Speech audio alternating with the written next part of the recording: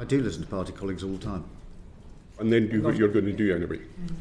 So is the Prime Minister aware that some farmers who have terminal diagnosis now are actively planning to expedite their own deaths so they hit before April? Is he aware of that? I've had discussions with a number of individuals who've drawn all manner of things to my attention.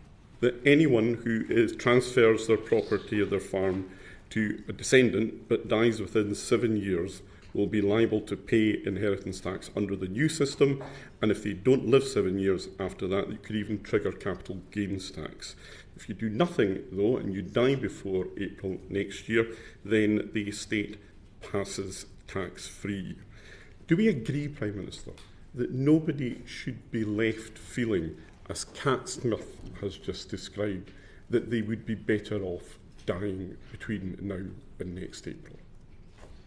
No, of course. But governments have to bring about sensible reform and take sensible measures reform, which, absolutely. But things like anti-forestalling clauses, they are not unique to this situation. But on a human level, the answer to your question is, of course, not. But last year, you told me that this was a policy that was just aimed at revenue raising, that it wasn't targeted at anybody in particular. We've now seen the anti-forestalling clause, and we know from Treasury's own figures that 75% of the £500 million that is expected to be raised from this will come from farmers who die over the age of 75. The anti-forestalling clause that we've spoken about traps farmers into the new rules. It doesn't allow them the same opportunities that other taxpayers will have to use tax planning to manage their affairs in a sensible way that will allow the succession of family farms in this country.